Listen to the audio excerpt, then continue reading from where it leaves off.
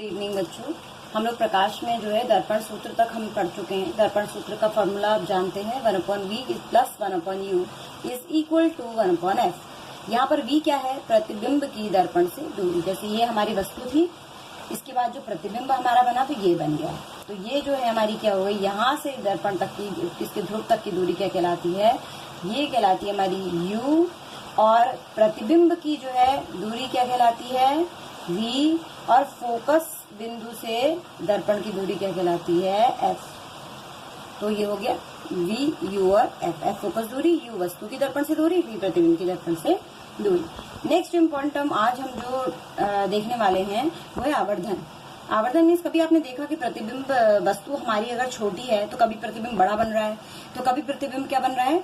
छोटा बन रहा है। तो कितना बड़ा, कितना गुना बड़ा है या कितना गुना छोटा है, उसको हम यहाँ पर कितना गुना बढ़ गया उसकी ऊंचाई, तो उसको दिखाने के लिए हमारे पास फॉर्मूला होता है आवर्धन। उसका मैग्नीफाई करके जो उसकी मैग्निफिकेशन होती है, उसका इमेज बड़ा बढ़ गया है, कितना बड़ा, कितना गुना बड़ा। तो m is equal to h dash upon h। यहाँ पर h क्या है? वस्तु या बिंब की ऊंचाई। ये वस्तु जो हमारी है, ये इसकी ऊंचाई क्या हो गई हमारी h। और प्रतिबिंब की ऊंचाई क्या हो गई? प्रतिबिंब कितना ऊंचा बना है वो हो गई h डैश। तो प्रतिबिंब ऊंचा बना, अगर बना है बड़ा तो कितना बड़ा बना है, ठीक है। छोटा है तो कितना गुना छोटा है।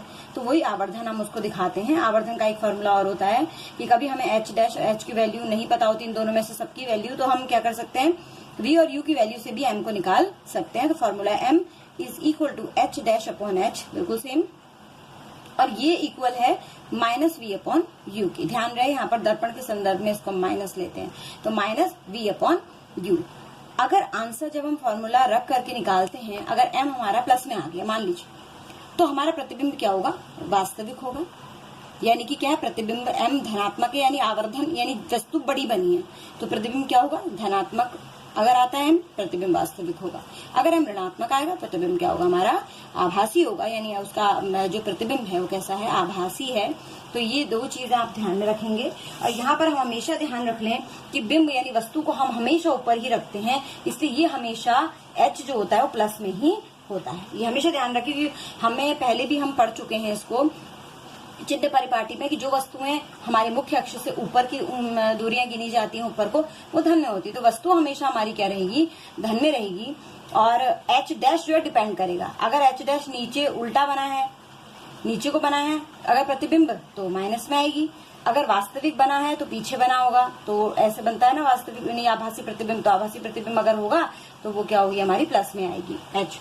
तो ये चीज देखनी बहुत जरूरी है। तो आवर्धन के हमें इससे पता चल जाता है कि कितना गुना हमारा प्रतिबिंब बड़ा है वस्तु से।